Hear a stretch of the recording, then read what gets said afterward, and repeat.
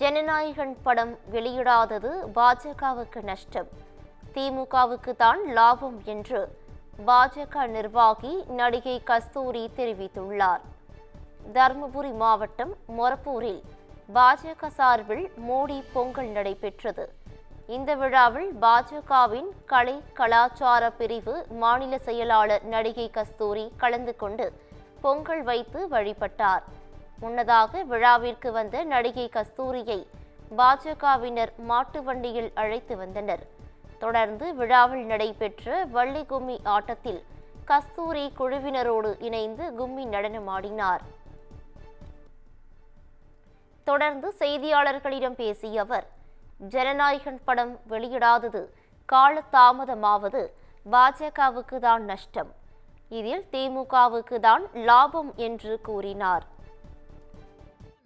எல்லாருக்கும் தான் நஷ்டம். ஆனா அது என்ன பாஜக சதி அப்படின்னு காங்கிரசும் திமுகவும் சொல்லி வச்ச மாதிரி ஒரே குரல்ல அது பேசுறாங்களே. விஜய் சொன்னாரா? தாவேகா உறுப்பினர்கள் சொன்னாங்களா? யாராச்சும் வேற சொன்னாங்களா? சொல்றவங்க யாருன்னு பாத்தீங்கன்னா ஒன்லி டிஎம்கே ஈகோ சிஸ்டத்துல இருக்கிறவங்க மட்டும் இதை இந்த விஷத்த பிரச்சாரத்தை எடுத்து வச்சிருக்கிறாங்க. ஏன்னா அவங்களுக்கு 2 லட்டு, ஒரு பக்கம் விஜய்க்கும் நஷ்டம், இன்னொரு பக்கம் பழியும் பாஜக மேல 2 லட்டு கிடைக்குது. இதை நான் வன்மையா கண்டிக்கிறேன். ஏன்னா நஷ்டம் எல்லாருக்கும், எங்களுக்கெல்லாம் நஷ்டம் தான்.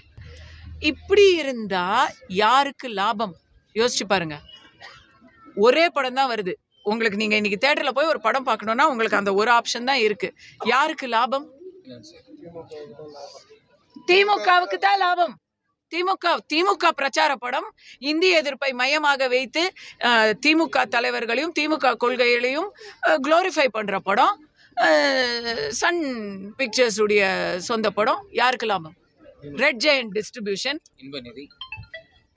இவங்களுக்கு தான். ரெட் ஜெயண்ட் டிஸ்ட்ரிபியூஷன் யாருக்கு லாபம்?